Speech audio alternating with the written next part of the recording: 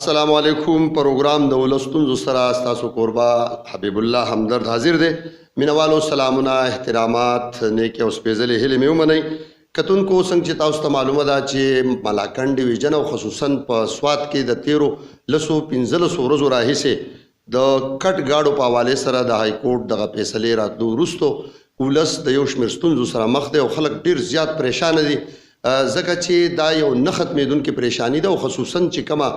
غریبه طبقه ده هغه د دې نه ډیره زیاته متاثره ده. نن که موږ وګورو نو کوم کټ ګاډي چې دي هغه خلکو په کورونو کې ودرولي، نه خو یې بهر ته راویستی شي او نه دغه ګاډو باندې څه کارونه کولی شي. د دغه کټ ګاډو په اړه اصل فیصله څه ده، دا د کوم قانون لاندې نیول کیږي، د دې لوی مسلې یا ستونزې به سلا روزي حکومت او عدالت د دې ګاډو سره متبادل لاره آیا جوړه کړې او که نه. دغه پوښتنې نن د ملاکنډ ډیویژن او خصوصا د سوات سیمې د هر وګړي په ژبه دي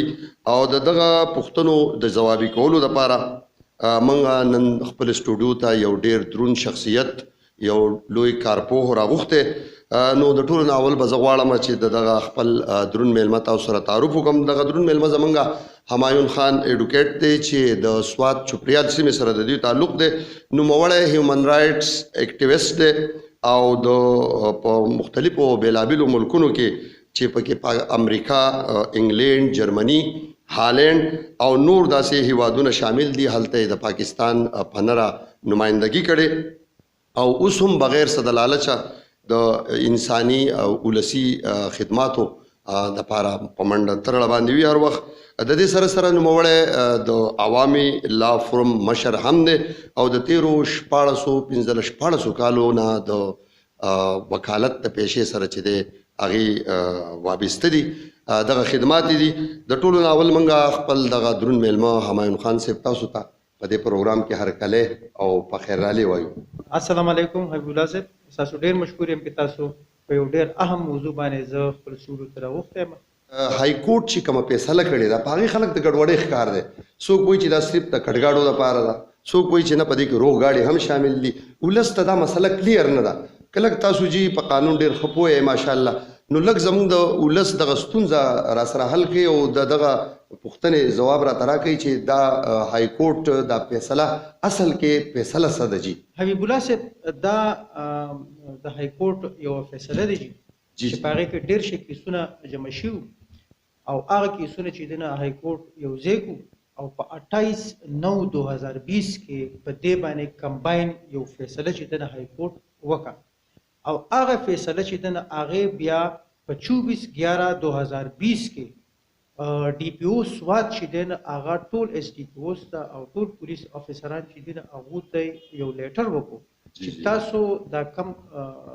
ټمپرډ ګاډي چې دي او کټ او ویلډډ ګاډي چې دي نه دا تاسو ونیسئ. او د دغه دا د یو 14 ورځو نه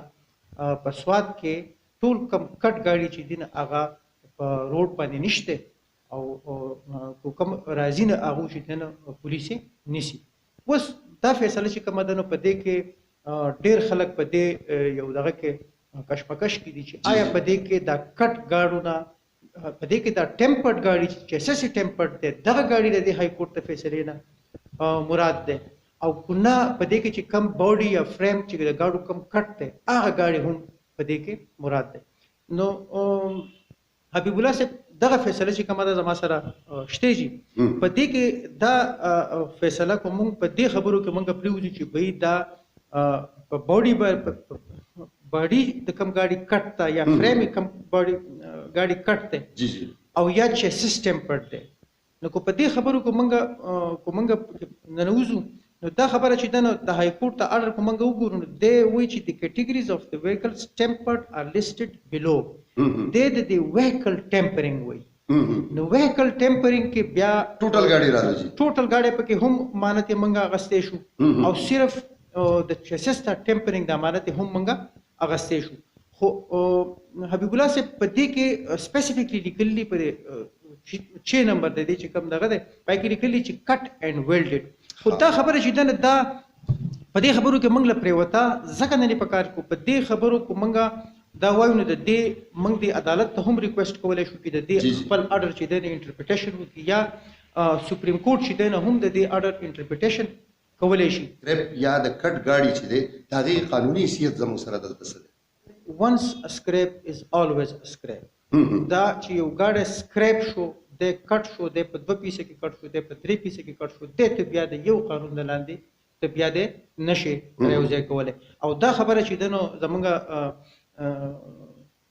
ناظرین چې دی نه هغوی په نوټس کې دا هم راولم چې ریجنل پولیس آفیسر چې کوم دی RPO ملکن ډیویژن هغه کمشنر ملکن ته هم یو لیټر کړلی په 8/12/2020 کې او په هغې کې دا وایي تیرو 11 میاشتو کې 87 کسان په دې کټ ګاډو کې هغوی وایي چې مړه دي او دغه شان کې 270 نور اکسیډنټونه چې دي هغه شوي دي. هغوی دا وایي چې بهی د دې نه د خلکو جان ته او مال ته د دې نه تکلیف دی او یو هغوی د یو ایشو جوړه شوي ده هغوی وایي چې د دې متعلق یو ګرینډ اپریشن چې دی دا دی وشي او هغوی د کم دفعات ته لاندې دا ګاډي نیسي. نو هغوی چې کومه حواله ورکوي نه هغه سیکشن 287 PPC دی چې هغه دا وایي چې بهی د یو سړي داسې کنډکټ چې نیګلیجنټ کنډکټ چې د ده په ګاډي کې داسې یو په مشینري کې داسې یو خامي ده او دی بیا هم هغه ګاډی چلی او هغې نه بیا څه اکسیډنټ وشي یا بل څه ستونزه وشي نو یا د خطرې ته نو هغې دفعې د لاندې دو د سیکشن 287 PPC د لاندې چې دی نه هغه دو دا ګاډي چې دی نه دا نیسي او هغې د لاندې سزا چې کومه ده نه هغه 6 میاشتې سزا ده یا 3,000 روپۍ جرم دی یا دا دواړه چې دي نه هغه دي خو دا ګاډی چې دی نه دا سیز کړي حکومت ونیسي. زما د دې خبرو به هرګز دا مقصد نه وي چې دا یا زه د دې کټ ګاډو خلاف یم چې به دا ګاډي دی ونیسي یا زما په دې خبرو باندې نه حکومت دا ګاډي نیسي او نه د خلکو ته ازادۍ. زه د سوات د سیمې سره تعلق ساتم د سوات په خلکو مین یم او زه دا غواړم چې د سوات خلک چې دی هغه د هر قانون نه واقف وي او دو په سباله داسې سبب مسلې کې دو به نه نښلي چې د هغې نه بیا د وتو تک چې دی هغه نه وي. دا ګاډی څنګه اسمبل کیږي؟ ګوره په پاکستان کې مختلف کمپنیانې دي لکه په دې کې لیډینګ کمپنیز چې دي هغه ټویټا دی هغه هونډا دی هغه سوزوکي دی د دې نه علاوه نور هم ډېر شي کمپنیز دي. دا 3200 نه زیاتې کمپنیانې چې دي دا موبایل آټو موبایل یونټس دي چې هغه هر کال چې دی نه هغه لکه تقریبا 1.8 میلیون موټر سایکلې په پاکستان کې دغه کمپنیانې جوړوي. دغه شان کې 2 لکه پورې چې دی نه هغه مختلف قسمه ګاډي چې دی نه دا کمپنیانې جوړوي او د هغې نه یو کافي 300-400 میلیون ډالرز ریونیو چې دی نه هغه پاکستان ته جنریټ کېږي او هغه ته وړي. دغه کمپنیانې لکه اوس موږ ټویټا موږ ووایو نو دا ټویوټا چې دی نه دا د بهر نه پارټس راوړي او یا هغه پارټس اسمبل کوي او یا دغه پارټس دلته مینوفیکچر شي. ډېر شي پاکستان کې نور داسې دغه دي چې هغه پارټس جوړ کړي او هغه پارټس چې دی نه هغه د یو قانون د لاندې چې دی نه هغه دوره یوځای کړي او یو ګاډی ته جوړ کړي نو پاکستان ته هم ریونیو ورکوي او دغه شان کې هغه یو لیګلایز سیستم یعنی همایون خان تاسو وایي چې د هغې سره باقاعده د هغې لایسنس دی او باقاعده هغه اتورایز دي چې هغه داسې کولی شي. دلته یو ورکوټی سوال کوم ستاسو خبره کټ کومه په بخښنه سره چې ټیک ده ګاډي سکریپ دي دا به یې سکریپ اوس په لکونو ګاډي خلکو اخیستي دي غریبانانو خلکو بېوسو خلکو یره داسې څه د دې کټ ګاډو د دفاع هم څه داسې څه قانون امکان لري په دې موجوده حالاتو کې یا په عدالت کې که نه بیخي دا ګاډي بیخي ختم شو دا خلک تاواني شو دې حوالې سره کله زه حبیب الله صاحب ما تاسو ته شروع کې ووایي چې زما د سوات یم او د سوات په سیمې سره زما یو ډېره تعلق مې دی ورسره او مینه مې ورسره ده او په سوات په خلکو خفه کېږم. ما زما چې څونه 15-16 کالو وکالت دی او ما چې څونه سټډي ده نو ما داسې یو قانون نه دی کتلی چې هغه د دې کټ ګاډو دفاع کوي. دا کټ ګاډی د یو کسټم یا د رواج په تحت باندې دلته دا چلیږي او هغه چې دی نه هغه رواج هغه دونه حد ته اوس رسېدلی چې دا مخکې په شمار باندې څو ګاډي اوس چې دی نه دا د زرګونو او د لکونو خبره ده او هغې احساس په تاسو ته په دغه اندازه چې دی د موجوده ټرافیک نه شوي کله چې دا کټ ګاډي ودرولې شوي دي نو ټرافیک چې دی نه دا نیم په نیمه په روډ باندې ګاډي چې دي نه دا کم دي مینس چې دا ګاډي چې څونه په سوات کې ګاډي دي دا د نیمې نه یا د نیمې نه زیات دي. اوس چې تاسو وایي چې لکه یو خدا خبره ده چې کم قانون د دفاع ورکوي. نو زما په نظر کې داسې یو قانون نشته چې دا ګاډی کله ونیولی شو او دا سرکار په لاسو کې راغی او د عدالت په لاسو کې راغی، نو چې دا د هغې د لاندې دا بیا موږ ته دوباره میلاو شي او موږ ته واپس راکړی شي. اوس عبدالله صاحب په دې سره سره زه به تاسو ته ووایم چې دا پولیس د کم قانون د لاندې دا ګاډي نیسي. نو ګورې چې یو خبره خو دا ده چې لکه موږ خو کسټم اکټ موږ وایو چې دلته کسټم اکټ نشته، هغه بالکل صحیح خبره ده چې په زموږ د سوات سټیټ او سوات سټیټ چې دا چې کله د پاکستان سره بیا مرج شو نو په هغې کې دلته بیا فاټا قانون راغی او په دې سوات موږ داسې وایو چې داسې هم یو اګریمنټ شوی و چې هغې کې یا 100 years یا 80 years دپاره دا چې دی نو دا کسټم فری زون. خو د دې نه علاوه دا فاټا چې کوم دلته قانون او دا چې پاکستان سره مرج شو نو پاکستان هم داسې یو دغه کړی و چې بهی دا علاقه چې دی نه دا پسمانده علاقه ده، په دې کې به مختلف قسمه ټیکسونه چې دی نه هغه به د هغې نه به دا ایگزمپټ وي. هغه چې دی نه هغه موږ بار بار چې دی نه هغه حکومت موږ له هغه ټایم چې دی نه هغه ایکسټینډ کوي د دې کسټم دا لکه اوس چې دی نه هغه د 2023 پورې دا چې دی نه دا ایکسټینډ دی او دغه شان کې موږ امید لرو چې زموږ د مشران چې دی نه هغه زموږ سیاسي نمایندګان چې دی نه هغه دا ټایم به موږ له مزید چې دی نه دا ایکسټینډ کوي. عبدالله صاحب تاسو د کټ ګاډو خبره وکړه چې دا د کم قانون د لاندې نه دا دې موږ نه وایو چې دا کسټم انپیډ ویکل دی، په دې کې څه شک نشته چې دا ګاډی غل نه دی، دا هم یو څنګه چې د عام کسټم چور ګاډي دي. زه په دې منځ کې خبره کوم محمد خان ته تاسو خبره کټ کوم، یعنی دا خبره په ځای شوه چې تاسو څنګه وویل چې کټ ګاډي د یو قانون لاندې نیسي، کټ ګاډي اللیګل دی او وي به. اوس دلته وړه پوښتنه دا راپورته کېږي او خصوصا دا د بارګین مالکان دا خبره ډېره کوي چې عام ولس هم کوي چیرې دا دومره اللیګلو دا دومره مسله وه، نن دا خبره راوځي عدالت پې فیصله کوي. د دې نه وړاندې دا ګاډي خو نه په هوا راغلي، دا ګاډي خو نه د ځمکې نه راوتي، دا باقاعده راغلي دلته ویل شوي. آیا هغه وخت کې عدالت ولې په حرکت کې نه راتو؟ هغه وخت کې څه قانون ولې نه و چې خلکو بې یرې دا ګاډي خرڅول؟ لس ځای یو ګاډی چې خرڅ شوی دی، نو هغه وخت کې ولې داسې حکمت عملي نه وه، داسې فیصله نه وه؟ عبدالله صاحب دا خبره چې کومه تاسو کوئ نو دا صرف د سوات د حده پورې دا خبره محدوده نه ده، دا د ټول پاکستان د حده پورې محدوده ده. د پاکستان کم بارډر چې کم دی لکه زه تاسو ته ووایم چې د افغانستان سره پاکستان کم بارډر دی دا 2600 کیلومیټر دی، دغه شان کې د ایران سره چې دی نو 900 سمثینګ کیلومیټر دی.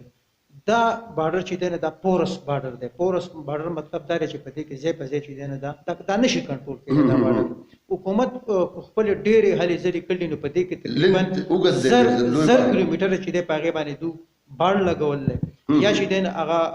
یو ډچې ویستې دی کندې ویستې دي چې په هغې باندې خو هغې باوجود خلک چې دی نه هغه په دې باندې په هغې کنده کې هم خلک تختی کېدي او نور شیزونه کېدي او دا ګاډي چې دی نه دا د افغانستان نه دا چې بارډر په غلا باندې راځي. نو دا صرف د سوات د حده پورې نه ده، د هغې روکتام کول چې دی نه خو د حکومت ذمواري ده پکار ده چې وکړي. به هر حال چې دا ګاډي دلته راغو که دا اللیګل راغو که لیګل راغو، خو دا ګاډي تاسو چې ما ووایي نه دا دوه قسمه دي، یو کټ دی او یو روغ دی. روغ کسټم انپیډ دی. نو دا زموږ دا ریجن چې کوم دی نو دا خو کسټم فری زون دی. نو که دلته یو ګاډی راغی نو دی به دلته که دا کسټم انپیډ دی نو دا کسټم فری زون دی. اگر چې دی په هغې لارو نه دی راغلی چې کوم باندې د پاکستان حکومت هلته د هغو دفترې دي او هغې کې چې دی نه دې باندې کسټم اوس په هغه لارو نه دی راغلی. چې په دې کې مسله دا ده چې په دې کې اوس د کټ ګاډو موږ خبره کوو. دا کټ ګاډي چې دی دا بیا مزید دوه قسمې دي چې په دې کې څه داسې دي چې د هغو چیسس روغ دی باډي کټ ته، څه داسې دي چې د هغو چیسس چې دی نه هغه هم ټیمپرډ شوی دی، پای کې سوری کړی په میخ باندې او دا انسې ولا ختم کړي. دغه ګاډي چې دی نه دا خلکو چې دی نه هغه بیا یې راوځای کړي او دا روډ ته راویستي دي. نو ما تاسو دغه خبره کولی چې دا یوازې قانون تحت په روډ باندې چلیږي او د کوم قانون د تحت په روډ باندې چلیږي. نو اوس هغه نه به موږ قانون ګورو ځکه موږ د سوات خلک موږ ولا قانون ګورو نو چې موږ قانون ګورو نو یو داسې قانون نشته چې هغه دا په روډ باندې پرېږدي، ځکه چې یوازې په پاکستان کې کسټم اکټ نه دی. کسټم اکټ ته لاندې خو دلته راغی دا خو سکریپ دی. سکریپ تا راوځي که اوس په ته د پاکستان په روډ باندې چلی چې په پاکستان په روډ باندې چلی نو بیا ډېر شي داسې قانونونه دي لکه تاسو ته ما ووایي چې لکه سیکشن 287 پی پی سی چې هغه ریجنل پولیس افیسر چې دی نه هغه هم د هغې حواله ورکوي چې دوی د دې مشینري نه دا په میز باندې دوزه کېدی شي یا د دې نه نورو خلکو ته د خلکو جان او مال ته نقصان دی نه هغه د دې د لاندې رانیسي. یا تاسو زه وایم چې موټر ویکل اورډیننس دی چې 1965 ته لاندې د هغې مختلف دفعات دي چې لکه زه تاسو ته وایم چې فرض کا دا ګاډی ته رجسټر کې سباله دا کټ ګاډی چې دی 10 کاله پس 15 کاله پس 3 کاله پس کسٹم راغی نو کو تا ته رجسټریشن ته مخکې کې آیا د دې رجسټریشن امکان لري که نه لري؟ امکان لري که نه لري. نو کسټم دا کم روغ ګاډي چې دي هغه بالکل ښه پراپرلی کوم امنیسټي سکیم چې راغلی پای کې هم ډېر شی 2013 کې ډېر شی ګاډي پکې رجسټر شي خو کم کټ ویکلز چې وو نو هغه پکې نه رجسټر کېدو. هغه پکې ولې نه رجسټر کېدو؟ ځکه چې کله د دې ګاډي باډي چې دا کټي یا د دې فریم کټي یا د دې چسس چې دی نه دا الټرډ شوی ټیمپرډ شوی نو دا ګاډی بیا نه رجسټر کېږي. نو زما د دې خبرو مقصد دا دی چې زه د سوات خلکو ته دا وایم چې کومه چې شوې ده هغه وشوه دې کې د سوات غریب خلک ډېر زیات متاثره دي چې بالکل او کټ ګاډی چې دی دا صاحب مال او صاحب حیثیت سړی نه اخلي خو دا عاجز غریبانو خلکو اغستی دی او هغه خلک چې دی نه هغه په دې کې څوک پکې سبزیانې خرڅوي څوک پکې فروټ خرڅوي او هغه خلک دا د هغې خلکو هغه د ټول عمر هغه جمع پونجي و چې هغه در اغستې ده او ځان له یو کاروبار سټارټ کړلی. نو که دا کټ ګاډی مزید منګه دا رواج موږ وساتو دا کټ ګاډي منګه هر سړی دا اخلي نو دا زه دا وایم چې دا خو اول خدای په شمار یو څو ګاډي اوس په زرګونو لکونو دي سباله به د دې تعداد ډېر زیات شي نو چې څونه تعداد زیاتېږي نو دغه امر خلک چې دی نه هغه به دی نه سفر کېږي مسلې به د هغې وجه دا ده چې دې له یو قانون چې دی نه دا تحفظ چې دی نه دا نه زم په دغه کې همایون خانم په دغه سوال کې پاتې کېږو چې یاره د کټ ګاډي قانوني حیثیت نشته کټ ګاډی همیشه دپاره پاتې. اوس دلته یو پوښتنه دا راپورته کېږي چې دا ګاډي حکومت یا عدالت بندوي نو هر یو لاره چې بندېږي نو د هغې دپاره څه متبادل خو آیا حکومت څه داسې پلان لري چې دا کم خلک سفر شو دې سره به آیا مالي مرسته کېدی شي یا موجوده چې کوم حکومت دی هغه په دې کې د ولس سره یعنې د دې مسلې حل حکومت څه متبادل پلان لري نه لري په دې حوالې سره کلک معلومات را سره شریک. حبیب الله صاحب زه به خو دا ووایم چې عدالت یو طرف ته دی او زمونږ سیاسي قیادت چې دی نه هغه بل طرف ته دی. دا کټ ګاډی عدالت ونیو او دا کټ ګاډي باندې مختلف قسمه دفعات چې دي نه هغه د سرکار د طرف نه هغې باندې ولګېدو. نو د دې زمونږ یو قانون دی زمونږ آئین دی او بیا د هرې صوبې قانون دی او زمونږ د ملک یو قانون دی. په هغه قانون کې چې تبدیلي ته راولې نه هغه د یو کس دپاره یا د یو چند کسانو دپاره نه راځي هغه په غټه سطح باندې راځي. نو ما ته چې څونه ښکارېږي نو په دې کې داسې یو قانون چې دی نه هغه زما په نظر کې نه راځي چې هغه زمونږ سیاسي قیادت چې دی نه هغه د هغو په اختیار کې موږ به ته ګیله هم نه کوو اگر چې موږ وایو چې زمونږ خپل وزیر اعلی خو بعضې نیم داسې شي دي چې هغه وایي انوکا لاډلا کلن کومانګې چاند په داسې یو شیز پورې به موږ نن خلو یا موږ به ته ګیله نه کوو دلته کې همایون خان یو خبره ده نه کوو چې د هغو په اختیار کې نه حکومت چې زما مقصد دلته دا دی که نه حکومت ضرور داسې کولی شي چې دا ټول ګاډي د دې نه راټول کړي دا بیخي سکریپ کی دي خلکو له سره سماوي دغه لازم چې دغه تاسو ډیر زبردست دغه وکړو چې اوس حکومت دا کولی شي چې دا ګاډي شي دا خو غل ګاډی خو نه دی شروع کې ما ووایي چې دا خو په لیګلي دلته دا په سکریپ حالت کې چې دی نه دا بالکل لیګل دی او دا ګاډی چې دی نه دا حکومت چې دی نه دا دغه نه کېږي اسمبل نه کوي او دا کلاو حالت کې نو بالکل دا د حکومت د دې خلکو نه نشي اغستی او دا د حکومت پراپرټي ده. خو په دې کې چې تاسو ته بله خبره وکړم چې دا زه چې دې ته په کوم نظر ګورم زه دې ته د یو سکیم په نظر ګورم. د سوات خو عجز او ځپلی شوی خلک دی او تیر په څومره پریشانۍ راغلي په تېره کې د حکومت د خاموشي چې د دونه وخت نه د 15-20 کال نه دا ګاډي دا کټ ګاډي دلته چلیږي د حکومت د خاموشي دا عام خلک ولسی انکریج کو چې د خلکو دا ګاډي واغستل او اوس ورته حکومت نه پرېږدي. نو بالکل په دې کې د حکومت هم لاس دی دا خاموشي چې دی نه دا د حکومت لاس دی پکې چې د حکومت بر وخت اکشن اغستی وی چې په کم وخت کې دا ګاډي 10-15 ګاډي په دې سوات کې وو، خو په هغه وخت کې حکومت دا اکشن اغسته او دا گاډي منع کړې وای، نن به هرگز به د غریب خلکو په دا گاډي نه اغستو. وس چې د ما په نظر کې زم په داسې یو حل ولرو باسي چې دا گاډي چې دنه د خلکو ته حواله شي، واپس وته حواله شي، او د دې سواد ته خلکو چې کم تاوان شوی دی چې هغه دوی ته پوره شي. او په دې کې چې په دې کې په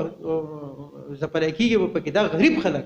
ځکه چې هغه سړي هغه په 4-5 لک شپږ لک روپۍ دا گاډي اغسته دي. وس په دې کې زم چې لکه هغه خلکو دا گاډي کو ته د په سکریپ حالت کې ورکنه دا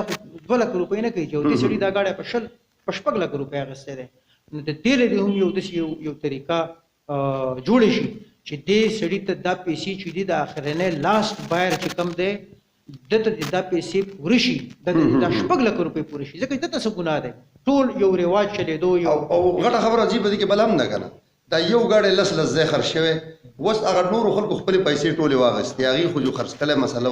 دغه حل وس اخیری چې کوم اونر دی نو ټول سفر هغه یو اجازه ترازی ټول لکه بیا خو داسې پکار دی چې یو داسې لاین اپ وایي چې د ټول خلکو باندې لګ لګ تاوان نه غلې نو د یو غریب سړي ته مسله نه راځي. بالکل زما خپل هم دا دغه چې لکه د اخرنه سړی چې کم دی نه د غل گاډي نه راغلی، دا خو بالکل دا دی چې د قانون مطابق نه دی، چې د قانون مطابق نه دی او دا گاډي غل نه دی او دا عدالت کو دا گاډي د نه وهم نشي او د بیا د پوره د ټرایل هم وشي نو اخیره کې دا گاډي د په سکریپ حالت کې د بیا هم واپس کولای شي. او چې دی وته واپس کړي د سړي خو تاوان وشو نو په کار دا دی چې دا گاډي د چاره وسیري د هغه خلک کینی هغه د دې خلکو د تاوان چې دنه هغه پورګي او د لاس بایر چې دی کې د سواد خلکو ته چې دنه دا تاوان ونه رسي. بل دا چې دینه پوس زمونږ بزنسونه هم د دې خلکو بزنسونه هم خراب شو، د دې خلکو کاروبارونه خراب شو، د ترانسپورت مسلې شوې دلته ځکه چې هغه پیډ گاډي خو دلته ډېر لږ دي او وس چې کم گاډي لکه نیم گاډي چې دین هغه په سواد کې منع شوي دي نو ټریفیک حالات خو صحیح شو. د ولسی مسله شو ټیکسي نه ملويږي خلکو ټیکسي نه ملويږي بلکې ټیکسیانو والا چې کم ډېر افسوس سره هم چې ډېر خلک د دې د موقونه غلطه پیډې ماخلي چې به 500 روپیا غستې نو هغه 1000 روپۍ ډیماند کوي د ټیکسي نو د سواد خلکو ته په تکلیف کې شو، یو ځل بیا په تکلیف کې شو. زما د حکومت نه هم دا سوال دی چې دې له داسې یو مناسبه لاره راوباسي چې په دې کې د خلک چې دنه دا سفر نشي. ډیره مننه همایون خان اډوکیټ صاحب چې تاسو موږ سره د خپل درنې مشورې زموږ د ناظرینو سره شریکې کړې. بیا د دومره مصروف وخت نه موږ له خپل وخت وستو زموږ ماس سټوډیو ته تاسو راغلی ډیره مننه کوم. خاد آباد اوسئ. هم د دې سره زموږ دغه پروګرام د ولستونزو وخت پر سر ته رسي چرته چې خاد اوسئ آباد اوسئ ولو الله مسپارم د الله په امان.